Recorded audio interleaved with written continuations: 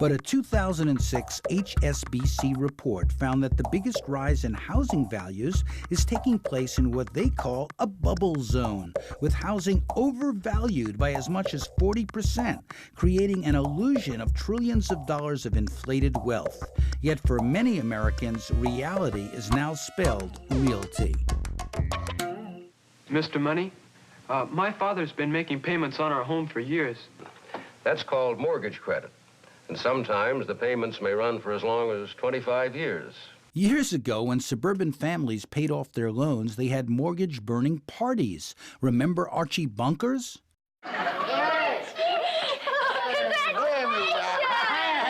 Well, here it is, the bunker mortgage.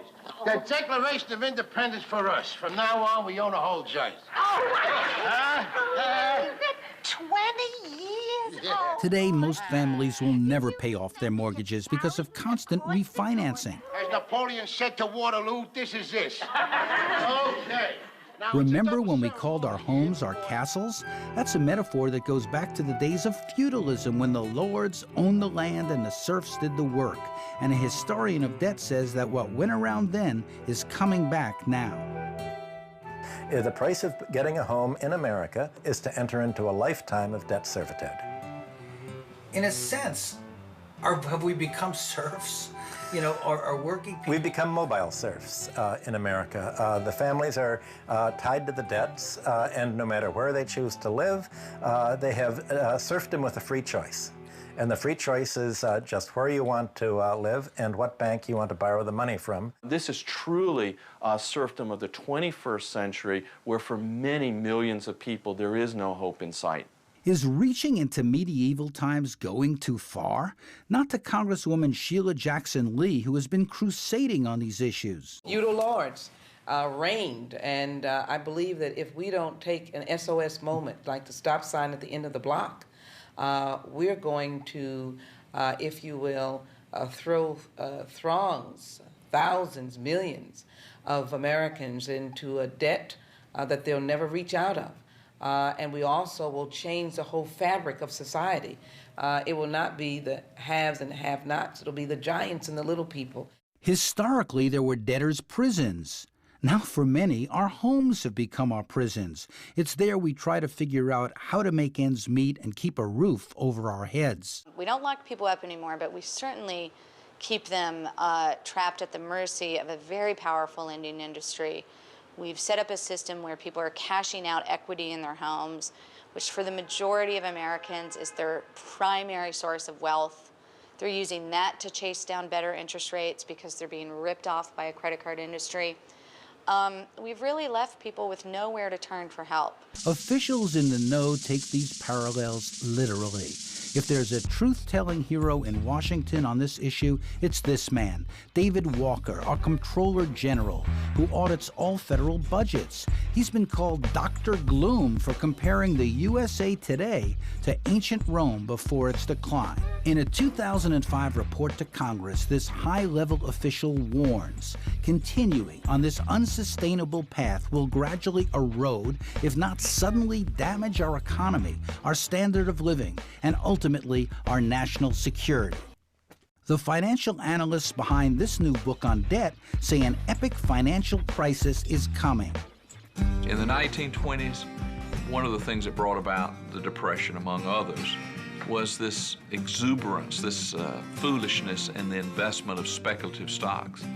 Listen, I think the next great economic crisis in this nation is going to be brought about by the debt load and the high rates of interest that are charged from it. It is shocking to me that intelligent people, educated people, have not taken time to think about this. We cannot sustain over an extended period of time these high levels of debt, particularly at high rates of interest. Because what will happen is that whenever it comes to an end, and there is an end to the amount of credit. In other words, when it gets so leveraged, it will create an economic crisis so deep that it'll threaten us as a nation. Republicans worry too. Reagan conservative Bruce Bartlett charges that the Bush administration bankrupted America.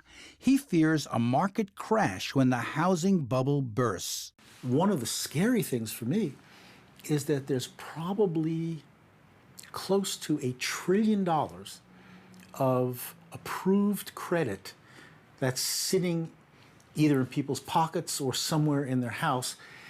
And what I mean by that is credit cards, no fee, that they have been issued that they're not using.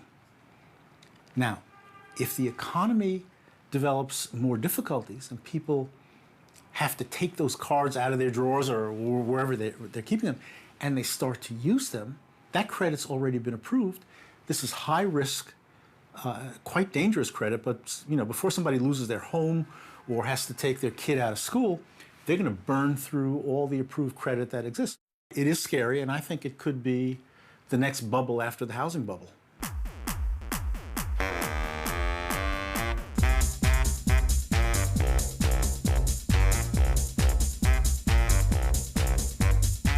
We know that your life is hard, so please put down your guard. We'll send you a gift to give you a lift, a shiny new credit card. Don't fret that your funds are low. You can use it wherever you go. Whenever you do, your debts will accrue and give us a happy glow. It's so fantastic, fantastic. When you pay with Blasphemy, with Blasphemy. You may not know someone. I mean, your coworker may look all sad, and you think it's her boyfriend. It's really the fact that she owes $15,000 in credit card debt, another $20,000 in educational debt, and is getting calls all day and all night and can't sleep. But she does not share that with you. More than 2 million Americans went bankrupt in 2005. Among them, Joe Sucher, a fellow film producer. Bankruptcy was kind of like a foreign country I didn't want to visit, sort of a judicial Baghdad. Frankly, I didn't even know what the term meant until one day I happened to turn on C-SPAN. The word bankrupt, as we know it today, comes from the 16th century Italian bancarotta, which literally means broken bench, referred to in a legend that said when a money trader became insolvent, the bench or table on which he used in the market was literally broken. The Latin root of the word includes corrupt in the meaning. I'm not particularly religious, but Jesus was a very peaceful man, right? He was, not a violent guy. The one time he was a little violent is he went into the temple, and Citibank, Chase Bank, MBNA were there changing money, and he took their tables and he threw them on the ground. Okay, we want to get biblical about this. Well, let's get biblical about this. They're making 54% net profit. That is evil. And they're making it off the poorest members of our society. That is evil. After a 15-year marriage, 2 kids, I found myself in divorce hell. Legal briefs filed faster than speeding bullets. In the end, I had little in the way of savings and less in the way of income, but I did have credit cards. I used them to keep up with my bills, and the offers just kept coming. Low APR, put more muscle into your account, balance transfers. I needed to pay the mortgage, child support, home equity. I was over my head and I began missing payments. Soon the offers turned to threats. We're attempting to reach you because we need to speak to you. I received an email from my people saying that we need to get in contact with you, and hopefully you get this message, you can return my call. There is a stigma to filing bankruptcy, and really the credit card industry counts on that stigma, because most of our clients, they wait 3 to 6 years before they file. They only come when they can't take it anymore. They come in shaking. They haven't slept for months. In this weird financial netherworld, I was discovering all sorts of seamy and slimy little profit niches. The attorneys, the debt collectors, the lingo and language all coded under ambiguous phrases like skip tracing, scrubbing. One company even advertised the profit potential offered by bankrupt individuals even if they were dead. So from research I had done, I knew that there were credit card giants like MBNA putting a lot of money into efforts to write legislation to revise the old bankruptcy bill. And I knew that there were Congress people like Chuck Grassley and Orrin Hatch, frankly, who were using a lot of scare tactics in order to get this bill passed. Where the average person in America is paying $550 per person additional for goods and services because somebody else didn't pay their bills. I tried avoiding the calls, but occasionally I'd get caught, and then I tried to reason with them. Some were sympathetic. They even sounded like human beings.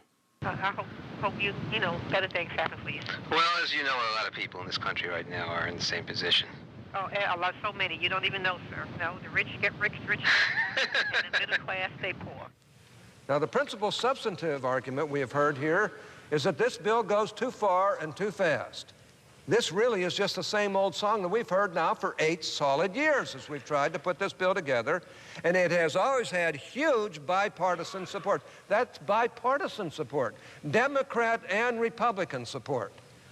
$5 billion. $5 billion to the credit card companies. That's what this bill is all about. Where do you think it comes from? People who have gone into bankruptcy. Who are those people? They are the people that have the heart attacks. They are the men and women whose jobs have been outsourced. They're the mothers, the single moms who aren't getting paid back on alimony and child care support. Those are the people that are being hurt. Kennedy won people's hearts, but the credit card industry won the vote. Bankruptcy reform passed, and President Bush quickly signed it into law. In 6 months, it would take effect. President Bush signed a sweeping revision of bankruptcy rules today. The new law makes it harder to erase debts by declaring personal bankruptcy. At today's ceremony, the president said it will cut down on fraud. Opponents have said it helps creditors at the expense of the poor. Do you think, in a worst-case scenario, could I lose the house? Joe found that the new bankruptcy bill limited his own options. Even in bankruptcy, they can still come after you. And when you think you've dealt with one pest, another pops up. Like that arcade game, Whack-A-Mole. Joe is still fighting to keep up his morale and also keep his home, which showed up on foreclosure.com. He's not alone. Having to declare bankruptcy is a very difficult situation. Lorraine Bracco, who plays the therapist on the Sopranos TV show, went through a similar ordeal. You know, bankruptcy is very expensive. The attorney fees are a fortune. I blamed myself for getting myself in this situation. We think every actress or movie star or every rich person has no problems. And we're just like everybody else. If the bankruptcy laws become more difficult, you're going to find that the banks and the financial lenders all of a sudden will be saddled with assets, houses, whatever they can recover, that they really don't want, and they're going to have a lot of trouble disposing of. There has to be a reduction in the level of consumerism. As people essentially go under in various ways, that triggers a vicious cycle of even more economic collapse. Now you have almost the perfect storm.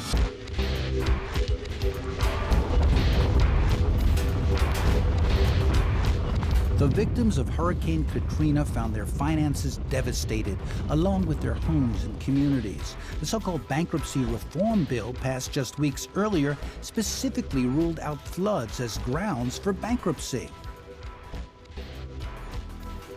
3 years ago, you might have been a homeowner in New Orleans. Your husband might have been working. You might have been working. Today, you've lost everything. The bankruptcy bill would, in essence, force you out of the bankruptcy courts because 2 years ago, you're well-to-do middle-class people. When the levees, they are leaking and the storm has hit you hard, help is on the way, my friend, they send you a credit card. You can live in a posh hotel room with Granny and Cousin Bud till you reach your credit limit, then you're back in the rain and mud. Give me a little more plastic. Many people get behind on their credit cards when family emergencies like health crises, job loss, and divorces occur. Sometimes you can't anticipate what is the unimaginable. David Aguilar's business came crashing down with the World Trade Center. He had financed it on credit cards. As business slowed, he could no longer pay back. He was forced into bankruptcy. The situation forced me to close the business. One day I realized I couldn't do anything. I sent everybody home. I closed the business. I couldn't make any profit anymore. I tried to be responsible, even if to pay my rents, to take care for my kids, for my house, but I couldn't anymore because I feel a lot of pressure for my debts. My debts don't let me to sleep, don't let me to breathe or to live in peace. My next question, Mr. Speaker, is whether or not this old stale bill respond to the medical causes of bankruptcy that shows that because there's death in the family, illness or injury, people go who try to repay their bills and they fall into bankruptcy. We are at a point of going over the flat earth, falling off the edge. And if we don't gather our thoughts together to refocus this credit card system or the credit system of America, you will have a nation of debtors. What I don't understand is why Congress has allowed this. We're keeping the Congress's keys. They're like our employees. We're stacking the decks by writing big checks so we can do as we please. The bill on bankruptcy benefits our industry. It keeps you on track for paying us back as your top priority. It's so fantastic, fantastic. When you pay with plastic.